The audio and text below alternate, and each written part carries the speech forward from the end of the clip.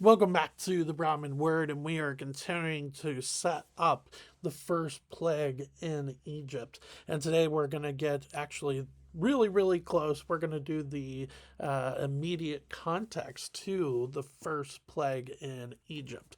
Next week, we're going to start the week by looking at that first plague in Egypt. And then on Thursday, we will take a look at a very big and important question. And it is, what does it mean that Pharaoh hardened his heart? And what does it mean that God hardened Pharaoh's heart as well? What does that mean? What implications does that have also? So we're going to take a look at that question on Thursday of next week. But today we are going to see the sign, the first sign, not the first plague, but the first sign that Moses and Aaron gives to Pharaoh to say, hey, Pharaoh, we're not messing around here, and God isn't messing around either. And so we're going to see that today. So we're going to be in Exodus chapter 7, verses 1 through 13. However, there is a little bit of context to this at the end of chapter 6, which leads into chapter 7. So in chapter 6 last time we looked at verses 1 through 13, just showing that God promises deliverance, but the people just aren't buying it. The people of Israel are not buying it. And so they continue to grumble and complain. And but the Lord continues to give the message of to Moses to go before Pharaoh and to say, let my people go. But Moses has this interesting question that he poses to God. In verse 12, how then shall Pharaoh listen to me? For I am of uncircumcised lips. But God still charges him to do what he has asked of Moses. Now, before chapter 7, you actually have this repeated in verses 28 through 30. On the day when the Lord spoke to Moses in the land of Egypt, the Lord said to Moses, I am the Lord. Tell Pharaoh, king of Egypt, all that I say to you. But Moses said to the Lord, behold, I am of uncircumcised lips. How will Pharaoh listen to me? This is really interesting writing. So you have this question that seems to be rhetorical at first. At the end of chapter 6, verses 1 through 13, in verse 12 is the question. Then the Lord just spoke to Moses and Aaron, gave them the charge to go to Pharaoh and to bring the people out of the land of Egypt. So it just seems to go rhetorical, or it's just not answered right away. That's what it seems like on the surface. But then you have this big addition of this genealogy of Moses and Aaron in verses 14 through 27, and that is incredibly important. We're not going to read that for the sake of time, but I want you to. One, because there's a lot of cool names there, and it's kind of fun to try and pronounce them. But the big part of the genealogy, I think, is God's way of saying behind the scenes, Moses, you are actually qualified because I have called you to it. First off, right?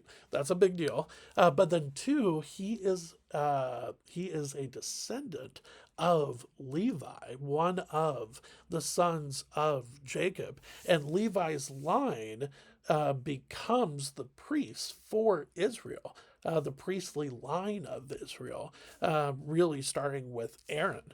But it's just this really cool addition of this genealogy that may seem out of place at first, but it's actually incredibly important. And then you just re-summarize verses 1 through 13 of chapter 6 with verses 28 through 30.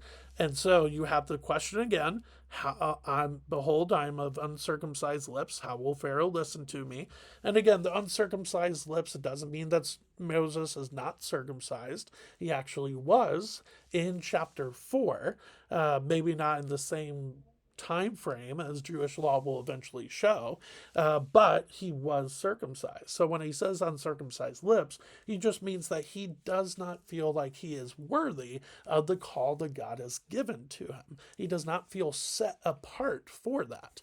I think that is what is going on with that phrase, as we talked about last time.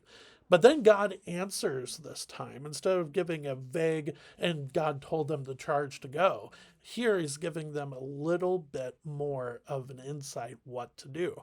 And that is Exodus chapter 7. So let's start in verse 1. And the Lord said to Moses, See, I have made you like God to Pharaoh, and your brother Aaron shall be your prophet. You shall speak all that I command you, and your brother Aaron shall tell Pharaoh to let the people of Israel go out of his land. All right, quick pause here. It doesn't, when it says that, see, I have made you like God to Pharaoh, it doesn't mean that Moses has become a demigod like you see like you see in some mythology. It doesn't mean that. What it means is he's going to take the role as God, because he is going to be doing miracles. He's going to be doing the plagues. He's going to about to show a sign to Pharaoh. But is he actually divine? Is he like God in the fact that God made him divine? No, no, of course not. But he is going to take a role like God, who then Aaron becomes his prophet. And prophet just means a mouthpiece or a messenger. And that is, I think, what we see in verse 1. It doesn't really mean that Moses turns divine. It just means that he acts like God before Pharaoh, and then Aaron is his prophet, which then is, I think, cemented in verse 2 of what they do. But then you have Pharaoh's response, or his eventual response, throughout the plagues, and that's verse 3. But I will harden Pharaoh's heart, and though I multiply my signs and wonders in the land of Egypt, which I think includes the plagues, Pharaoh will not listen to you. Then I will lay my hand on Egypt and bring my hosts, my people, the children of Israel, out of the land of Egypt by great acts of judgment. Which are also the plagues. The Egyptians shall know that I am the Lord when I stretch out my hand against Egypt and bring out the people of Israel from among them. Moses and Aaron did so. They did just as the Lord commanded them. Now Moses was 80 years old and Aaron 83 years old when they spoke to Pharaoh. All right, take a pause there. So you have the hardening of Pharaoh's heart. And it's interesting that in verse 3 it says that God will harden Pharaoh's heart. Even though he sees all these signs and these wonders, the plagues all around him, Pharaoh will have his heart hardened, but will also harden his own heart. And we'll see that when we talk about the hardening of the heart on Thursday of next week. But Pharaoh will not listen. It's just no matter what's going on in Egypt until the 10th plague, of course, Pharaoh will not listen. And so God will bring judgment upon Egypt. But a big result of that is not just judgment, is to show that God is the only true God. Verse 5, I think, makes that crystal clear. The Egyptians shall know that I am the Lord. And you have these questions of Moses, and so you wonder to yourself, is Moses going to make another excuse here? But he doesn't. He finally goes, okay, I get it. I'll go. I'm on board in verse 6, to the point where they repeat the fact that he and Aaron obey the voice of the Lord in verse 6. Now, the interesting part of this is the ages given. I don't think there should be anything magically mentioned about the ages. It doesn't mean that, like, right at 80 years old, he becomes great or something. I think for me, it shows one of a couple things. He is aged to the point where he has a level of respect and authority in ancient Near Eastern culture, but he's also not incredibly old to the point where he can't do the things that he is about to do. So it's interesting to see that brought up in verse 7. But then verses 8 and following. Then the Lord said to Moses and Aaron, when Pharaoh says to you, prove yourselves by working a miracle, then you shall say to Aaron, take your staff and cast it down before Pharaoh, that it may become a serpent, which was one of the signs shown to Moses at the burning bush in Exodus chapter 4. So Moses and Aaron went to Pharaoh and did just as the Lord commanded. Aaron cast down his staff before Pharaoh and his servants, and it became a serpent. Then Pharaoh summoned the wise men and the sorcerers, and they, the magicians of Egypt, also did the same by their secret arts. For each man cast down his staff, and they became serpents. But Aaron's staff swallowed up their staffs. All right, so take a pause there. So you have that sign talked about in Exodus chapter 4. They go before Pharaoh and they cast down Aaron's staff and becomes a serpent.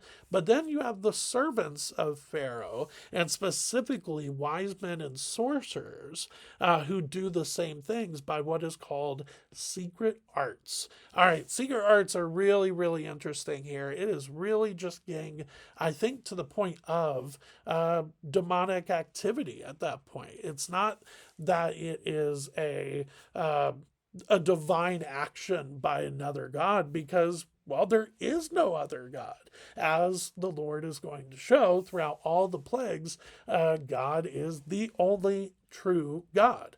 And so, yes, there are made up gods, and the gods of the Egyptians and all gods outside of the God of the Bible are false gods. But when it comes to who gives these sorcerers the power or the secret arts to do this, I think that is absolutely Satan and fallen angels, demons, whatever you want to call it. That's what's going on. And I think that's really, really interesting. And it reminds us of a couple things. Yes, Satan is not omniscient, omnipresent, omnipotent. He's not all those omnis that God is, but he is incredibly powerful. He does have a level of manipulation, craftiness. And I think all of that is on display here. But does his power level to God's? Not at all. And the fact that Aaron's staff serpent swallows up the other two are an absolute, or maybe there was more than two, but they are an absolute, that is an absolute example of the fact that the enemy's power in no way rivals God's.